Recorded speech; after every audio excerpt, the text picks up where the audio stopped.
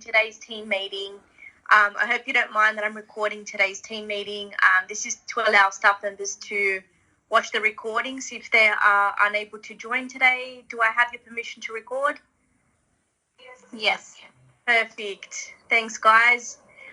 So let's get into it. So today we've got Katarina, our sales manager from Sydney, Lara, who is representing the advertising team from Hong Kong, and lastly, our sales consultant, Vicky, from Bulgaria. I would like to thank you all for taking the time out of your schedules to meet today.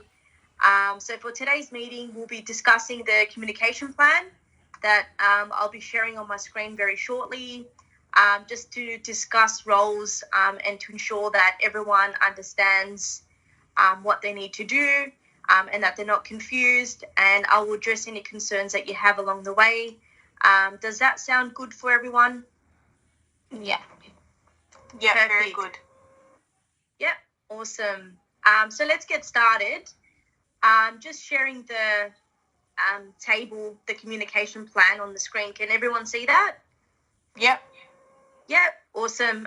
So as shown in the communication plan, I've separated our roles into 4 columns just to make it easier for everyone to follow. And these include the communication activities, what communication needs to be communicated, who will be communicating, and who will it be communicated to. So as you can see, that I am to clarify functional and technical requirements and ensure that there is a 100% match.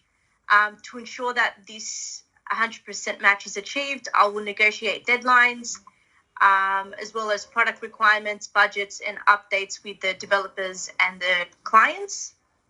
I will also be communicating this information to you all, which will also include addressing any inquiries that pop up along the way. I will negotiate technical constraints with clients. Developers will be communicating the timelines to the clients. And advertising staff will be responsible to promote products, and sales consultants will demonstrate availability of the new cloud-based software system. Does anyone have a question so far? Yes, I have one. I'm just a bit confused. As you know, our time zones are conflicting. So how would we manage this in terms of communicating with each other at appropriate times? That's actually a very good question, Lara.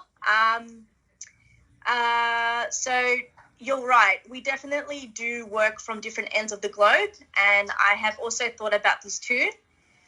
So I was thinking to schedule meetings and times that are during our working hours. And the times are 3 p.m. for Sydney, 10 a.m. for Bulgaria, and 1 p.m. for Hong Kong. This will allow us to meet during hours because I don't want anyone working out of your contracted hours. And in order to achieve this as well, I've also thought about using a time converter. It's also known as time and date. And this will help me figure out the times for everyone.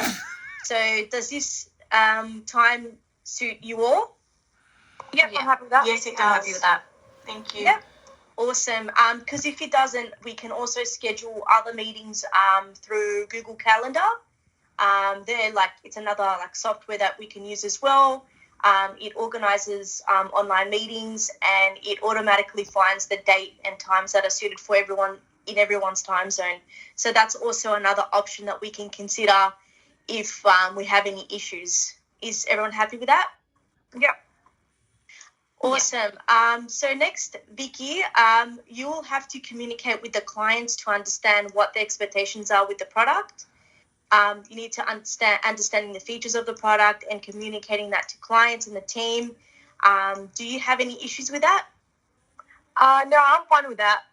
But generally, I would have to understand what attracts clients to the product, and that comes with communicating with the clients. And I've noticed that you haven't really covered issues concerning language barriers because, as you know, we do often deal with clients from all over the world.